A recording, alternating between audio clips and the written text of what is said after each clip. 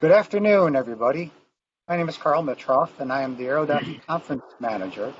Thank you for joining us today for SME's Technical Community and Aerodef Manufacturing Satellite Session. We appreciate your time taking out your day to attend today's webinar.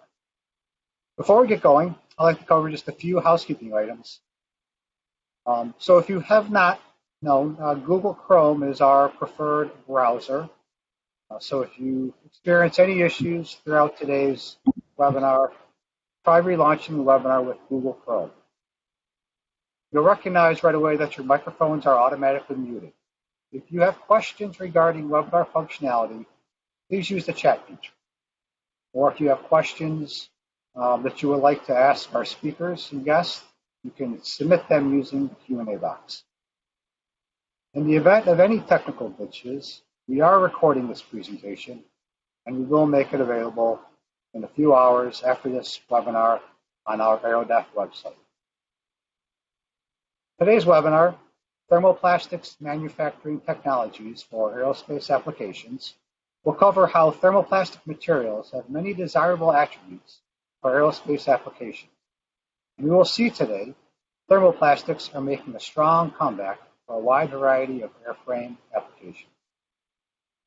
Hosting today's webinar is Nicholas Milano. Nick is a technical director for the Composites Manufacturing Technology Center, a Navy Mantech Center of Excellence operated by Advanced Technology International, or ATI. In this role, he has technical responsibility for the research portfolio that develops and transitions composites on Navy aircraft, ships, and submarines. Thank you, Nick, for supporting SME, and I'll kick it off to you now. Thank you, Carl. Appreciate it.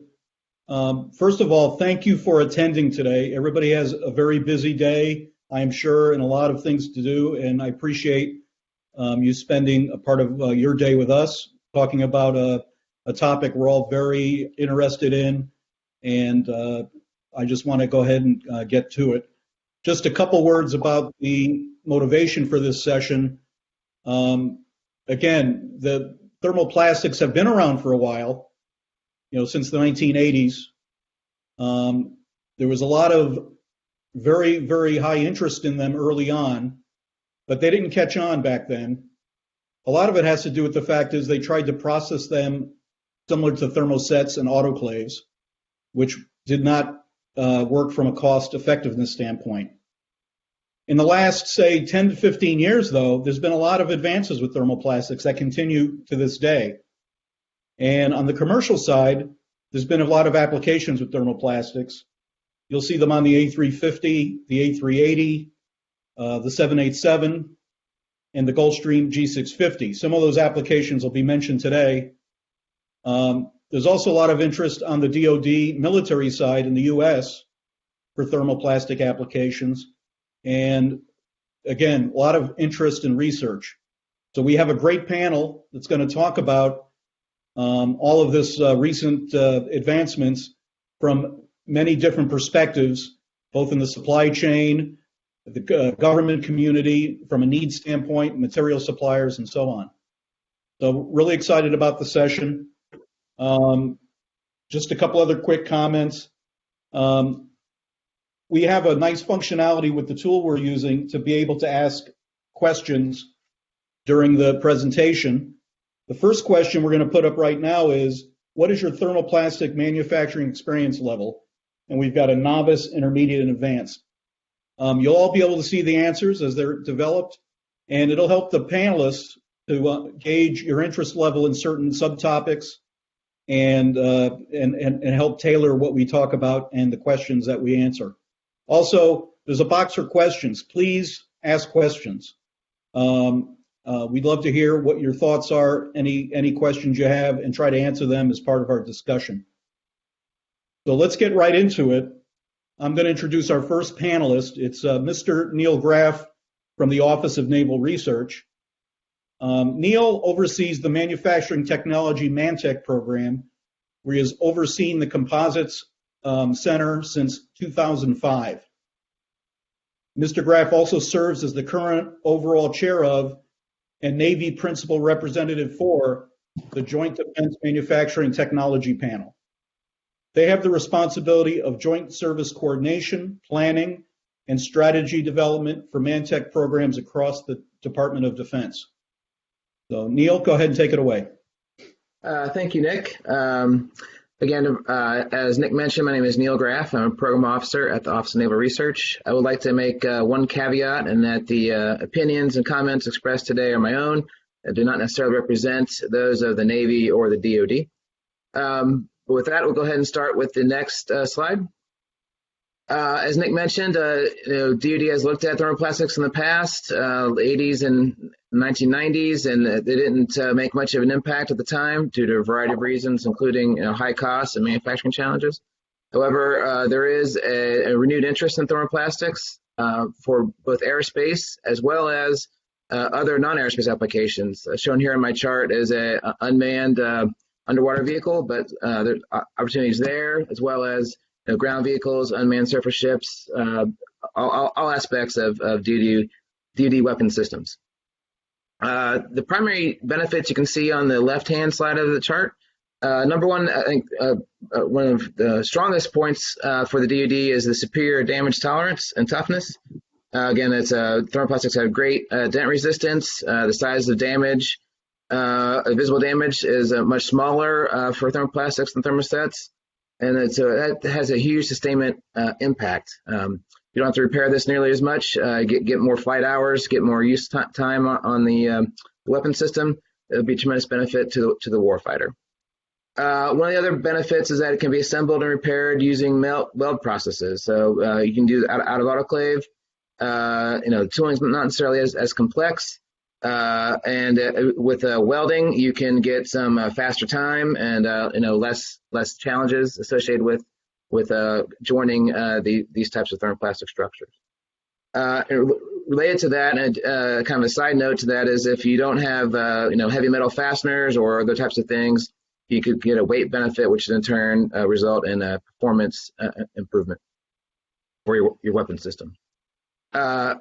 Again, also a benefit of thermoplastics is a relatively short processing time, and you'll see on an example on my next slide. But a lot of times it's minutes instead of hours to make these types of parts. So go back to the previous slide. And then again, also enables out of autoclave. Right now, autoclave, most thermoset parts are made in autoclaves. Autoclaves work great, but they're not fast and they're not cheap necessarily. But thermoplastics, especially for smaller components, can be made with stamp forming or continuous compression molding or other types of processes that don't require a large autoclave. And also, there's a lot of work being done right now, research-wise, as far as automated or in situ process fire placement for larger structures. And so I think this shows a lot of promise and a lot of interest moving forward. However, there's still a lot of challenges with respect to thermoplastics, in my opinion. Again, one of the challenges is the high processing temperatures. A lot of material systems require 400 degrees C, which is about 750 F or higher. Again, for large structures, you might need an autoclave, and if you do need an autoclave, getting an autoclave that gets that high temperature can be challenging. Also, another challenge is controlling in situ consolidation and crystallinity, right? So if you want to get the right properties out of this material, sometimes you have to be very careful about your cool down rates and how you heat up and cool down your part, and to get the right crystallinity percentage in your part, and that can sometimes, depending on the part, be challenging. The third challenge is the fact that forming complex shapes and geometries can sometimes be an issue. Thermoplastic materials at room temperature, a lot of prepregs are very kind of dry and boardy. They don't like to form well into complex geometries. If you let multiple fly, so sometimes gap or bulge or pucker. And so again, that can sometimes be a challenge as the plies don't like to stick well to each other. Also, if you have a large structure that too large for a press or too large for some other smaller piece of equipment, You do have to go to autoclave, as mentioned before. That's very expensive, and will kind of price your component out of or your thermoplastics out of range compared to other material systems.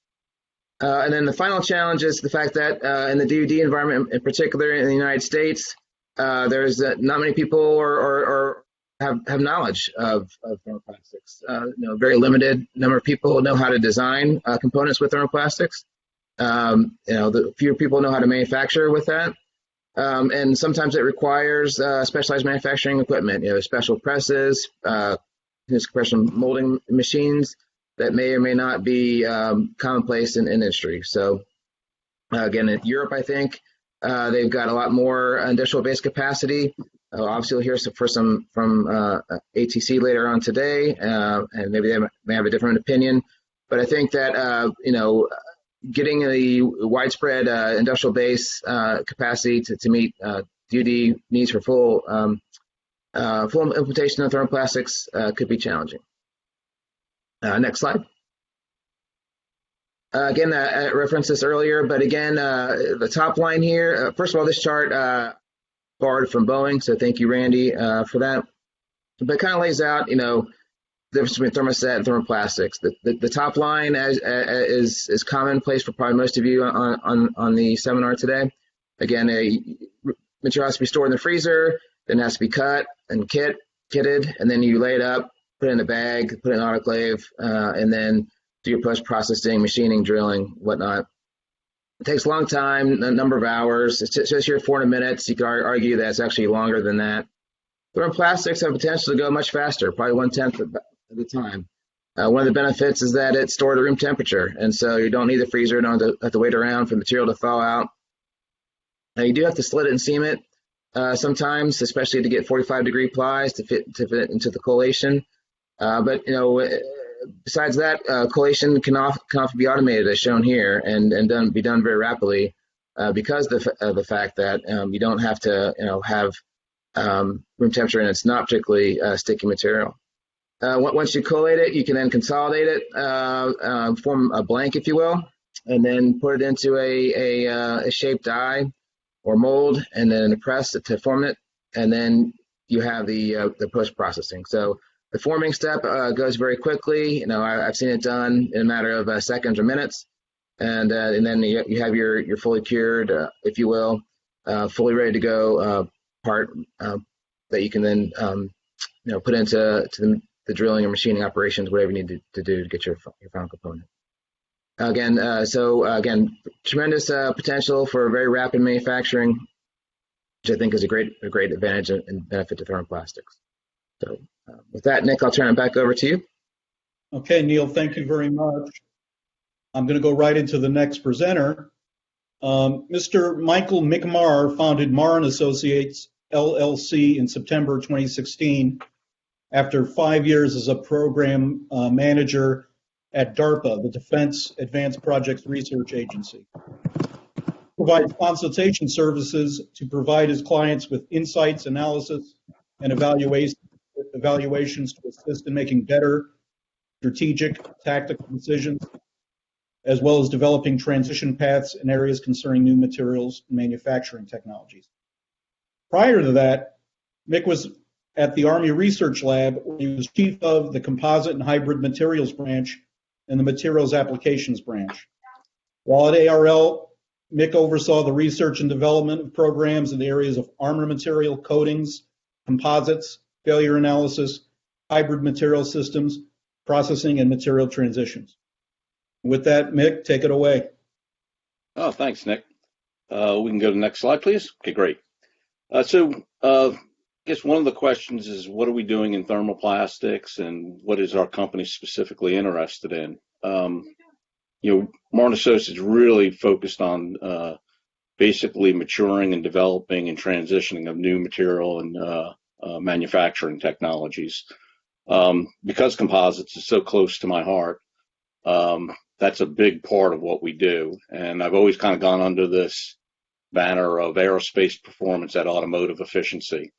And that really drives us to small parts. So when you look at composite manufacturing, whether it's thermoset or thermoplastic, we do have automation techniques that are available at larger sizes. As you get to smaller, those efficiencies really tended to drop off, right? And it becomes really cost prohibitive when you're going up against something like aluminum or steel in a lot of these applications. And so we started looking at what technologies are applicable to address that issue. And you come up with the resin infusion technologies. There's some new stuff that was done under DARPA, as well as in the past focused around short fiber composites. But with thermoplastics, it's stamping and compression molding. And so our relationship with Clemson Composite Center gets us access to a 1,000-ton press and lots of other facilities. And so we've really kind of focused our research and development in that area. The next chart, please. So why thermoplastics? I think, well, one, you get all the traditional composite material benefits, right? So people are always looking at lightweight structures, specific stiffnesses. But when you come to thermoplastics, it's really the damage tolerance and fracture toughness that really gets gives you a big advantage over going to like a thermoset route. In addition, you have the process cycling time, which really, when you start looking at these smaller part applications, they tend to have higher volume than what you see like in the larger. There's a lot more brackets in a plane than there are wing skins. So that becomes a big part of what you want in your thermoplastic process. If you get outside the aerospace, the material options, I think, are just broader. Yes, in thermosets, we have epoxies and cyanide esters and bismalamides and all the such. But when you begin to look at the types of materials and the breadth of processing windows and temperature capabilities, I just think you have more material options in that space. When it comes to, and though it's always been a big one with thermoplastics, is reformability. There's questions about that, right? Whether you get to recycling, how many times can you go and do that? And so that becomes a question. You have reformability, but then you get into recycling, and how many times can you reprocess that thermoplastic? So I'd say there's a potential for having an impact in recycling and circular economy. But there's going to be a limit on that as well. And because it is a thermoplastic and we, thermosets typically have if it's a pre-preg, they have that reactive component already added in. There's storage and handling benefits as well. From a challenges standpoint, I think your material and intermediate costs, at least for the aerospace materials that are being used, they tend to be more expensive than their counterpart that you'd use with your thermoset. I think the processing temperatures reflect the use temp. So depending on what you're looking for, that could become a challenge in your processing window and your processing costs. I think Neil had mentioned some of the crystallinity issues, and that tends to lead to some tight processing windows, especially again when you get to these higher temp semi-crystalline thermoplastics. You really got to watch your processing window to make sure that you're kind of in a sweet spot to develop the right properties. And then part complexity. Again, we're focused on small parts. If you're doing blanks and making channels and kind of whacking them off into brackets, that's one thing. As you begin to look at I-beams and contoured parts, your tooling expenses go up, your part complexity goes up. So I have a chart off to the right here that is kind of my impression of where things are right now when you look at complexity of part versus size. And, we kind of see a sweet spot for thermoplastic. I'll drive that back end of that. The larger size is 20 pounds and maybe 4 foot by 8 foot. So just give you some sort of reference point. But the thermoplastics, I think, tend to do better when you're, to the small end of that, and the complexity allows you to kind of stamp things out quickly. Go ahead, next slide, please. And so going forward, again, my company tends to look on what research and development's needed, and how do you get that transitioned as quickly as possible. From material developments, improved temperature capability is always better. People are always looking for more and more temperature. And so that's always something that's better. I think improved viscosity crystallinity profiles, that gives you better processing windows. It gives you a better shot at doing more complex parts. We just talked about the larger process windows. And I think looking at new formats to support easier forming. One of the big things you end up seeing is you're always chasing the time versus the pressure required to actually form a structure. And if we can come along with some new formats that make that easier, that's great. All this, there's always new chemistries, something to look at. You might hit a home run, you might get an incremental improvement, but I think we should always have something done in the material space. For processing developments, it's got to be about automation, whether it's metals, composites, ceramics. Manufacturing processes are all moving towards automation.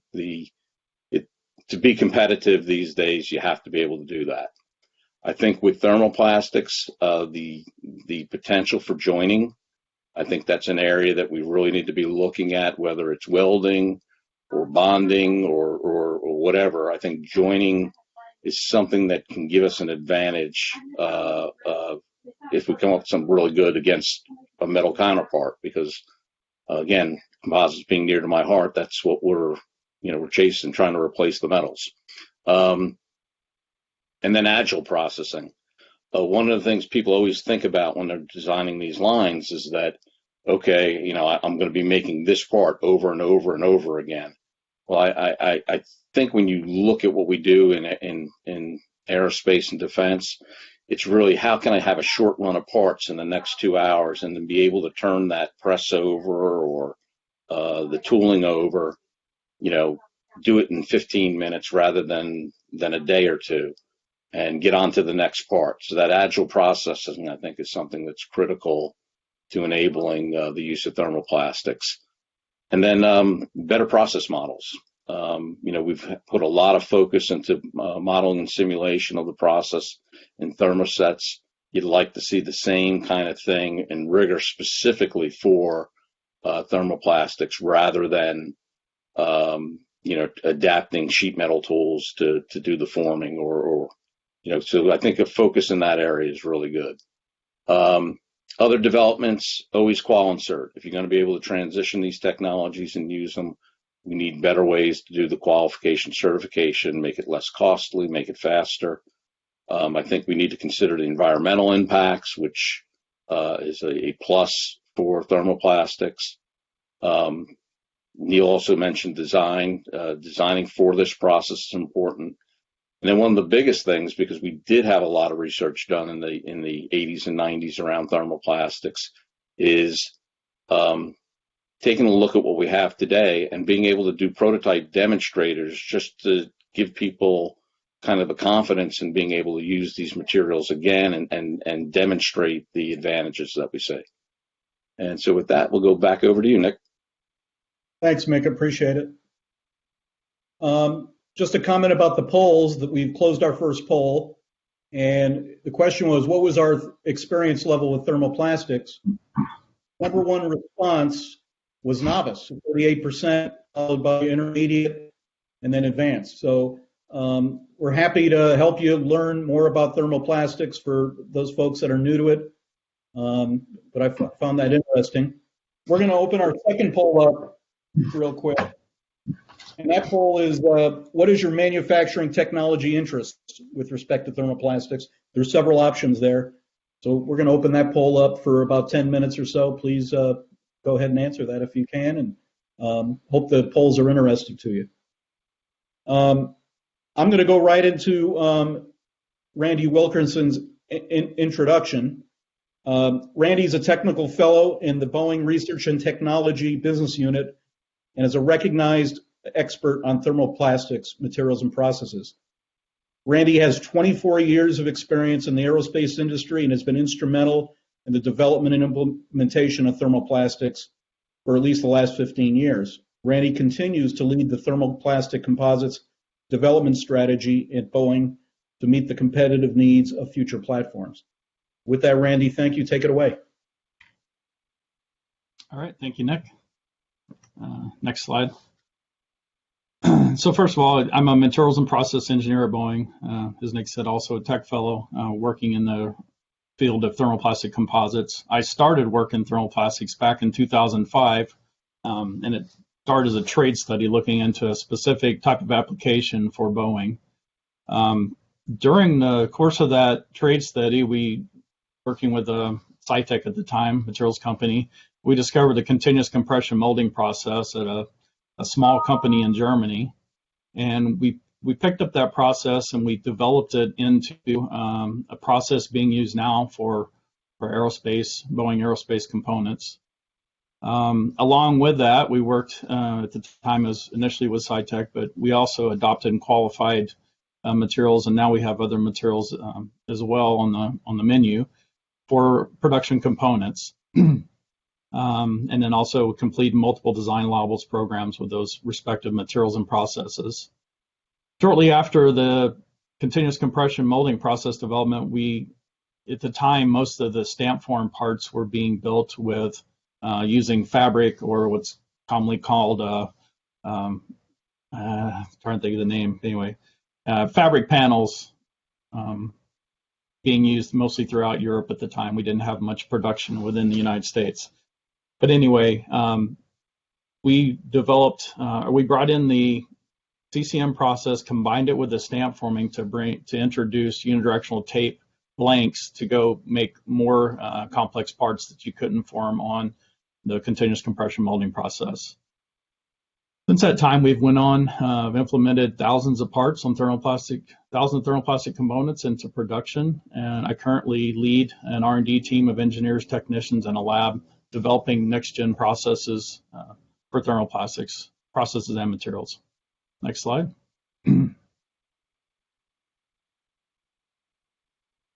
So these are the benefits of using thermoplastic composites from the OEM perspective. I've highlighted a few of those in green, the key benefits. The biggest one, when you go into the design benefits, the biggest one for us has been the weight savings over metal. We've been able to break into programs that were early on, they needed to lose weight. And this was an opportunity to bring in a relatively lower cost composite to replace aluminum substructure and save considerable weight. You know, savings are typically on the order to 20 to 40%. So it does add up, even in, adding up a bunch of small parts. Next would be the better ILT properties, maybe enabling composites to be used where thermoplastic or thermosets may not have been practical. Next, and this has been a big one for a commercial business unit, has been the flammability properties, having the better fire, smoke, and toxicity resistance. The thermoplastic composites did not require the additional coatings that thermosets required to go in the fuselage, on the interior of the fuselage, so that adds additional weight savings beyond replacing thermoset parts and cost savings. Next, and as was mentioned before, enabler to expand new design space, such as induction welding and some other joining processes that are either being used or in development. When it comes to manufacturing benefits, this has been the biggest one for us, has been the production cost savings. As Nick showed before, anyways, Neil, sorry. As Neil showed earlier, there was this cost savings is achieved by the much slower cycle time. We're able to take what was traditionally hours with thermosets, break that down into minutes for thermoplastics. As he mentioned, some of these processes, such as stamp forming, that happens in just 3 to 5 minutes typically. Another one is the production processes. This was mentioned before also. They can be highly automated, and that comes from the tape stiffness or the boardiness. And then also because you don't need a freezer, you don't need to track the out time of the materials. That also makes it easier if you have automated systems where you've got creels loaded onto machines and so forth. You don't have to have those kept at temperature. And then again, kind of on the manufacturing benefits also is these offer more assembly options, such as welding or even co-consolidation. There's some other processes out there for joining with films and so forth. Next slide. So the challenges that we see from an OEM perspective with thermoplastics, first is the design. This is, even internally within Boeing, also with our customers, whether it's, commercial or defense, it's breaking the status quo on new or existing programs and overcoming that perceived risk. That's always the initial roadblock, getting people to understand what they can do on their parts. We're competing with this decades of thermoset experience and knowledge base around the materials that are currently used. So trying to push something that's outside of their comfort area is a challenge. We have had some success on it, and we continue to try to do what we can to show where we've had those lessons learned and show the successes and try to convince programs to go forward. The next is on scaling, both in size and rate. And it was hit on earlier, but the equipment size and capacity that it's available in the industry right now, and then more specifically when it comes to defense applications, it's what's available in the domestic supply base. And it becomes a cart before the horse scenario. We got programs we're working with programs, and we think we could go to these larger parts, and there's interest to go to larger parts, but at the same time, we don't have the larger presses and other equipment in the industry, trying to stay out of autoclave. And on the other hand, it's with suppliers. They need something, they need to understand to go make that investment. They need to understand there would be something coming down the road for them to be able to pay back for that investment. The next one, this was touched on earlier too, the predictive tools for shape distortion, and kind of along with that is just in general, producibility guidelines or other tools for assessing shape distortion when you go up on a large scale. We have some experience and some knowledge base with it on small to medium parts, and we've got there the hard way, reworking tools and reworking parts and process parameters and so forth to get to that point. But as we go larger, that becomes a much more expensive solution. And also, just the time it may upset a program to have to go back and rework a rather large tool. The next one's on the effects of defects. Having a better understanding of the inspection criteria. The inspection criteria we copied over from Thermosets essentially.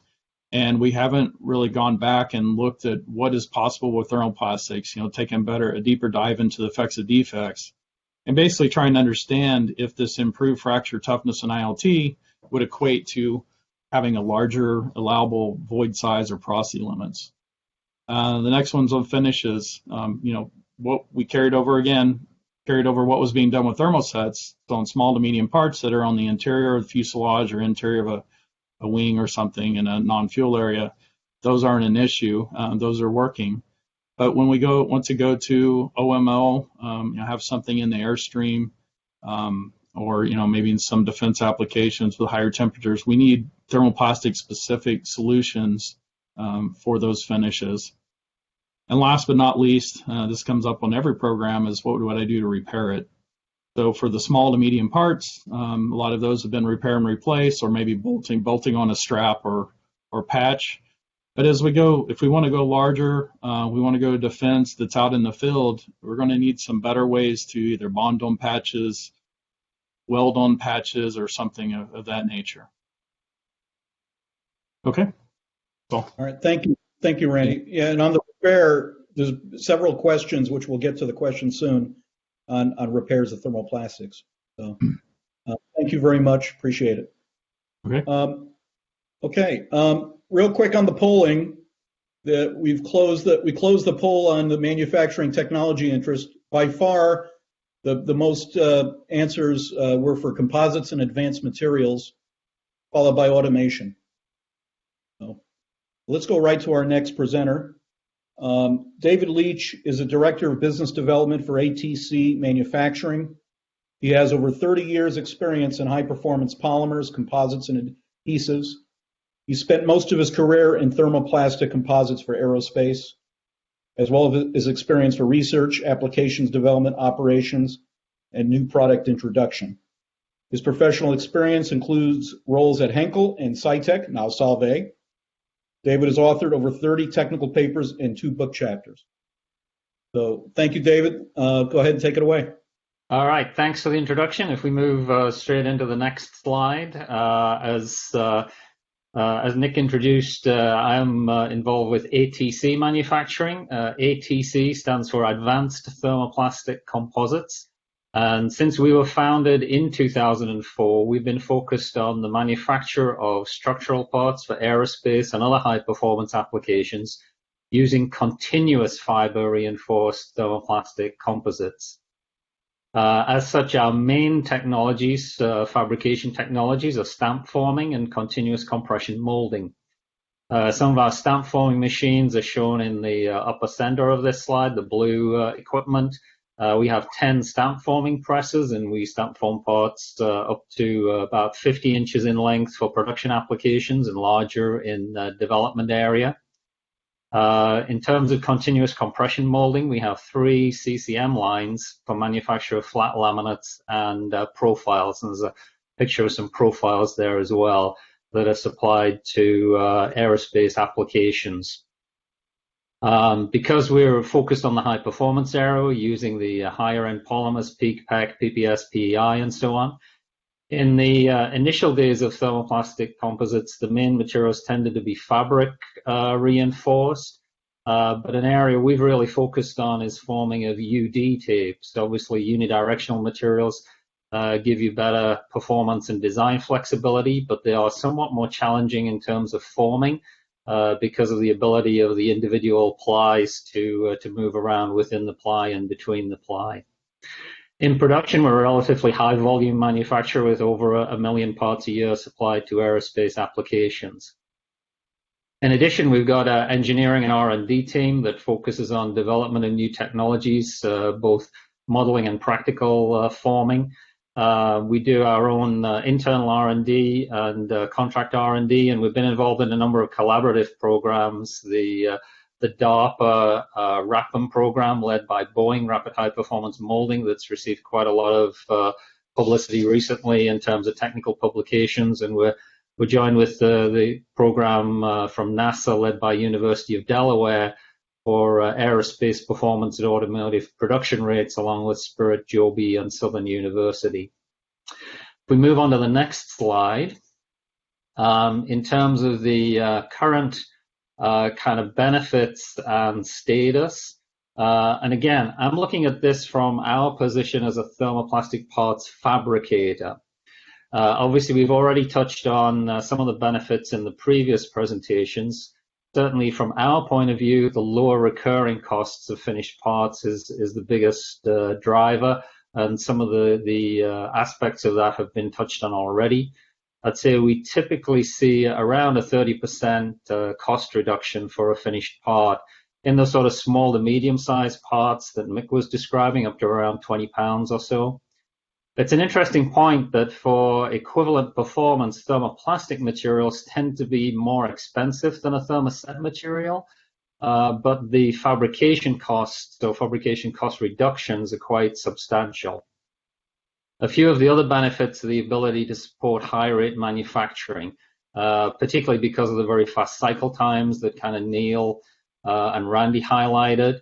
Also reduced non-recurring costs. And just to explain where that comes in, because we have very short cycle times, the parts spend a very short period actually on the capital equipment or on the tool So we can get very high utilization in terms of the number of parts produced on tools and the capital equipment.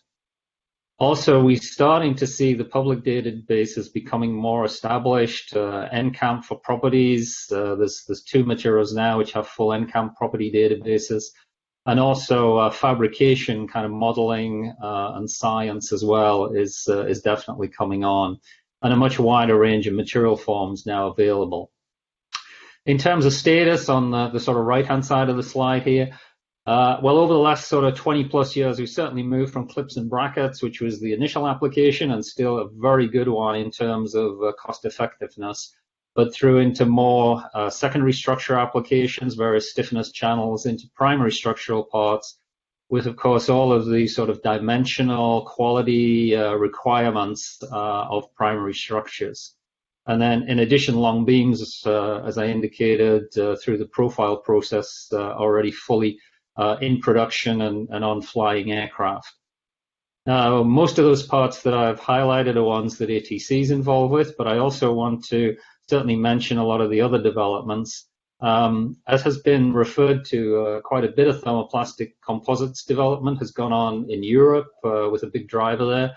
And certainly GK and Fokker over in the Netherlands has been a pioneer. And they have made a number of large structures on some of the Airbus aircraft that were mentioned, and on the Gulfstream G650 control surfaces, where we see much larger thermoplastic parts with fully integrated welded structure as well. And again, that's a full production parts that are in production. We move on to the next slide in terms of challenges, or I guess I would prefer to call it opportunities. Well, there's still many. I think we've made great progress, but there's still many opportunities. And maybe to build on what Randy was mentioning, design for manufacturing. In our experience, many parts are either already thermoset or have been designed with thermoset sort of philosophy that we get to see. And so early collaboration between the end user of the part with all performance requirements, the designer, and the fabricator to really optimize how the part is designed and is going to be made in order to really realize the true benefits of thermoplastics. The next three have sort of been touched on, and I think they're all tied in together, of automated processing, welded structures, and out of those two together coming to large area structures. Certainly all of those aspects have been demonstrated at early TRL levels, up to TRL 6 or so, highlighting in the lower center there Trelleborg, who manufactured a helicopter rear fuselage structure more than 10 years ago using automated fiber placement, in situ consolidation with integrated structure. Also in the upper right, GK and Fokker, again, who have developed this skin with an orthogrid stiffening structure, combining ATL or AFP along with welding in order to realize structures which have either no or very few fasteners and are fully integrated. Modeling aspects, certainly, although there's been progress, there's a lot more opportunity there. Further reduction in non-recurring costs, particularly for the parts that maybe only one or two per shipped set and are larger parts, tools, and as Randy highlighted, just the size of the process equipment that's needed can become a significant cost. We think there's significant opportunities there for reducing some of those non-recurring costs with some more novel approaches. Combinations of forming technologies, because thermoplastic materials melt, there's not only the opportunity to reform, but also combine different thermoplastic forming techniques. And the smaller illustration in the center there from the Thermoplastic Composites Research Center in the Netherlands, a stamp formed continuous fiber reinforced part that has been overmolded with injection molding using a short fiber reinforced material in order to build up the substructure, reinforcements, and attachment points. So we think there's a lot of opportunities there. All of those combinations of various forming methodologies can certainly lead to larger integrated structure, as shown in the clean sky, again out of Europe in the bottom right. Thermoplastics are not necessarily an essential for this, but they're certainly a big enabler for larger integrated structures. Recyclability has been touched on, and then a couple of aspects we still see there's opportunities in terms of improved material consistency and a broader range of material forms. So that's kind of our view as a parts fabricator. So back to Nick. Thanks. Thank you very much. Our last speaker for today is Stephen Hines, who's the Director of Product Development at Solvay Composites. Stephen currently leads the global product development organization at Solvay with a focus on composite materials for aerospace, automotive, and emerging markets. During his career, he's led teams focusing on the development and implementation of new materials and processes, both at Solvay and before that at the Boeing Company. Stephen has a strong educational background in polymer chemistry, including a PhD from the University of Southern Mississippi, by the way, and has a passion for new technologies to mature the industrial relevance. Stephen, thank you, and take it away. All right, thanks, Nick.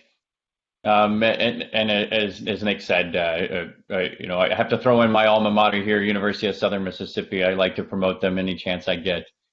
And hopefully you guys know Solvay Composites, but we are a global material solution provider for aerospace, right? So we supply thermoset materials, thermoplastic materials within our business unit, but also the broader Solvay materials that touch in a lot of other areas, including your engineered thermoplastics, disinfectant materials, and the likes.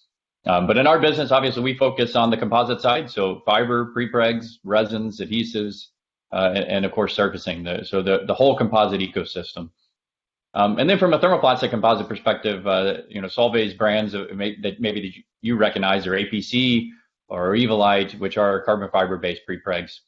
And generally speaking, you'll see us use polymers like PEEK, PEC, PPS, PVDF, and PPA.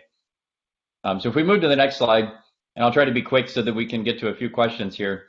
So in general, what has driven the growth of TPC, right? So it's excellent performance of TPC materials, but also the manufacturing processes that leverage the fact that they can be processed quickly, right? So CCM, stamp forming, things that people have mentioned already, right? If you're putting them in an autoclave, you're really not taking advantage of the fact that they're thermoplastic and they can be processed rapidly. And then ultimately what also drove the need was platforms, right? There was platform opportunities that really could take advantage of the weight and cost savings associated with thermoplastic composites. And it was really driven by some of the large commercial aviation platforms that needed higher rates, right?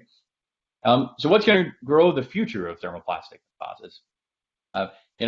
It's more of the same, right? So it's continued evolution of the manufacturing processes, right? You got people doing incremental research around, can we do VPO? Can we weld it? How do we assemble? And then disrupt it, right? In situ AFP, continuous fiber additive, right? How do we really disrupt the paradigm for making composites? And an important note here, right? This isn't too different from the growth of thermoset composites, right? It was, ultimately they materialized and they grew because people figured out how to work with them better. And then, certainly not to be undermined, we need more platforms that need TPC, right? So future high rate commercial aircraft, right? There's more demand to reduce the manufacturing rate. And then platforms like UAM, UAV, automated transport, all those have the potential to be needing to produce at significantly higher rates than we make composites today. And then last, but certainly not least, we need acceptance in the industry that TPCs aren't always the answer, right? And we have the right materials that ultimately can make the part and the most cost effective and lightweight as possible, right? So with that, I'll go to the next slide and maybe add a little humor into the discussion as we transition to Q&A. When you think about TPCs not always being the answer, we do live in a pretty polar world, and so I created what I would call the Tpc Personality Index for this discussion, right? So we've got the promoters on the far left, which are the TPC all-ins, right? They don't really remember what the question was, but they know that TPCs are the answer. But you need these people, right? Because they're going to push the paradigm. They're not going to accept no, you can't do it as an answer, and they're going to drive innovation in the processing of thermoplastic composites. Then you got the antagonists, right? So the non-believers, the ones who will say, oh, we did this before, we failed, why would we look at it again? But ultimately, they're the ones helping set the challenges that we have to overcome to continue to advance the technology. Where do I sit in this equation, right? I'm not a TPC antagonist, but obviously you can tell I'm a little bit of an antagonist here. But I sit in the middle, right? So, we invest in both thermosets and thermoplastics because we want to see the composite industry be successful in making cost-effective lightweight parts. And then ultimately we mediate in between these groups, help keep the peace, and of course we'll sell to both. So with that, maybe Nick, we have time for a few questions. I think we do. Thank you, Stephen. I appreciate it. Hey, just one comment real quick. There's always the true believers and the antagonists and the people in the middle. I've done a lot of trade studies in my career, and whenever I'm trading thermoplastics against, say, metals, I always have someone from the metals department always involved in the trade because they're the true believer on metals, and they temper the true believers on composites. I agree with you 100%. So we've got a few minutes for questions, almost 10 minutes. Wish we had more time. I'm going to start with a question. We had several questions about tooling. Basically, hey, we got to use Invar or high temp steels or whatever for thermoplastics. Are there alternatives? Is that a detriment for for applications with composites? And I'll tell you what, I'll address it to the whole panel, but I'm going to start with somebody who's making parts today, David Leach. What do you think, David? Yeah, no, that's a great question. Certainly, because we're talking about high temperatures, typically we're looking at metallic tooling. Certainly in production applications, I'd say using steel tooling. You don't necessarily need Invar in our experience, or you do need to allow for the thermal compensations both as the parts are cooling and in terms of obviously the CT of the metal relative to the composite. You can certainly use things like aluminum for kind of development or low rate tooling, although again with the high temperatures that typically does not hold up for large volume production. So I guess our experience is we would go with steel for production applications. Okay.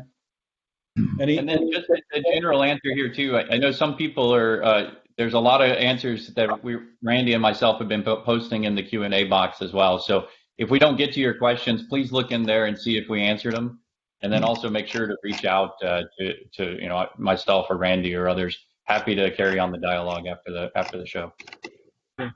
No, thank you. We appreciate that. Let's see the next one.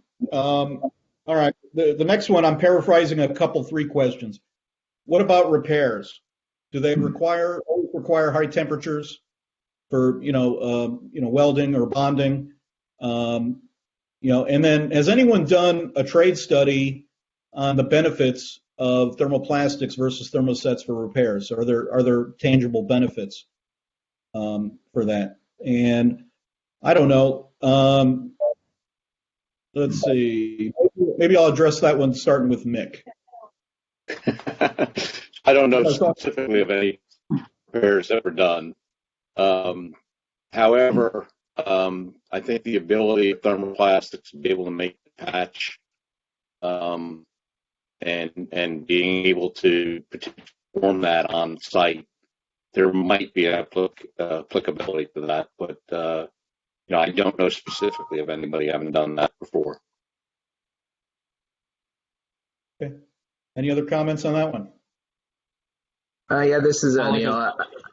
I'd agree with Mick. I think the potential is there for a lot of easy repairs. Like I said, you don't have to freezer or whatever, field repairs, on board ship repairs. The potential is there, but I think a lot more work has to be done. I'm not aware of any research that's been done so far to figure out if you have a part how well you can repair it, especially in the field or on board a ship. Yeah, no, I think there's been a lack of research and development in this space because we probably haven't made the parts that really need it, right? And once you're in larger and larger structures, obviously the sensitivity to repair processes become more and more. The biggest challenge is going to be temperature, right? If you want to repair with thermoplastics, you somehow have to get to that temperature that you process that to be able to do it. But that's of course a challenge, but there are innovative ways to heat now. So that could be a challenge. And then, as there was one question that came in the queue, what about thermosets for repair, right? I mean, we can bond thermoplastics, right? It's about surface prep. Obviously, a typical scarf repair or something like that, you can do with thermosets as well. It may not be the most ideal repair, but it is something that I think we can advance, and I think the industry still needs to work on, and there should be some work in this space to continue to drive the growth. Okay, thank you, Stephen. Another question I thought was interesting. What is the best avenue to prototype thermoplastic application relative to thermoset? Is there feasibility in the cost NRE trade for parts in the 100 to 500 per year?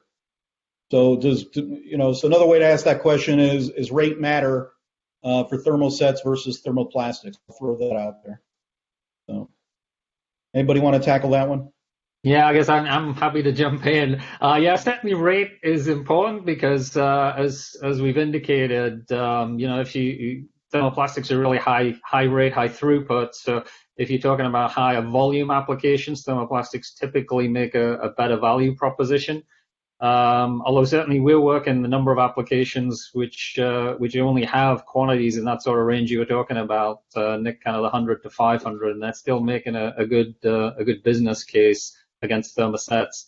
Although I think, as Stephen highlighted in his presentation, that's not always the answer to everything. I mean, there are trade-offs to do with part size and part complexity that also kind of play into to what rate are you going to get a kind of good business case for thermoplastics versus thermosets.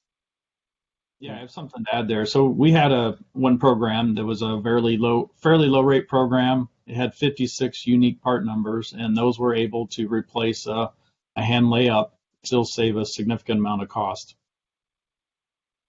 Okay. Well, let me attack another question here. How much more maturation and expansion in the global manufacturing footprint and infrastructure has to happen for broader adoption? So where do we think we are from the industrial base standpoint?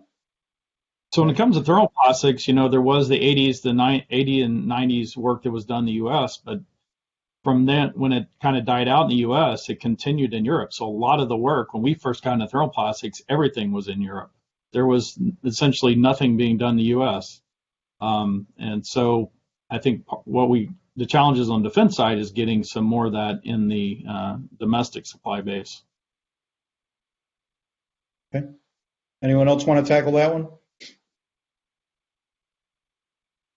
I think commercial aircraft's going to drive a lot of that, Nick, just the way it did with the thermosets with the 787. Randy, most of the Europe work was kind of being driven by your competitor, and as you guys adopted it and brought it in. So on the defense side, I think there's larger issues at whether just thermoplastic versus thermoset. You got to get into DoD acquisition. As you go to your milestone A, your milestone B decisions, people that are doing that are basically very risk averse to taking on any new material technology. Just moving away from their current fiber and preferred toughened epoxy is tough. Never mind go to a thermoplastic. So, okay. Let's see, another question. Couple questions came in. This one was a couple questions on finishing. How big of a challenge is it to finish composites, top coats, paints, that kind of thing, compared to thermosets? Are there unique things you need to do? I think that's kind of related to bonding too. But Stephen, why don't we start with you on? Yeah, finishes, I mean, it's always a challenge, right? I mean, but at the same time, I mean, when you look at paint industry, right, there's paints that adhere to some pretty complex substrates all across the world and a lot of other industries other than composites. So, I'm confident, again, that this is an area where it's really just the demand will ultimately drive the development of a solution. But until you're in those situations where you really need the finishing, you probably don't have the huge volume finishes available. But, I think Randy probably has a good answer of, areas where they actually have had to work this and they probably have made some progress. Yeah, I mean, there are some people looking into finishes. What I've been told is some of those finishes wouldn't be possible due to environmental restrictions in the United States. I'm I don't have much on that. But as far as we have, a number of parts in production that are painted, and they're essentially following the same processes that are used for our thermoset parts, although they might need a little more rigorous grip blasting and so forth, or there are some other methods for surface probe. In general, on the interior sections, we are essentially doing what we do at thermosets. It's where we go exteriors where the bigger concern comes in. All right, thank you, Randy. Well, I think we're over our time, unfortunately. And I'd like to thank everyone for their involvement today. If we can, we'll try to answer a few more of these questions online. I appreciate everyone's participation. We had a large number of attendees. It's obviously a topic of interest, so thank you very much on behalf of the whole panel. Okay. And super discussion. Thank you very much, everyone. Thank you, Nick, for moderating today's conversation, and to our panelists for providing your technical insight. We appreciate you supporting the manufacturing community. Special thanks to all the attendees who have participated in today's webinar. Please note that we're going to be distributing a quick post-event webinar survey. I would appreciate your time in providing any feedback to help us make these webinars better. And again, this webinar has been recorded and will be made available on our AeroDef website in about 24 hours. And we also have our past on-demand webinars that are also available. Be sure to join us on February 18th when we present Dream Chaser spaceship development and ultimately space exploration enabled by advanced.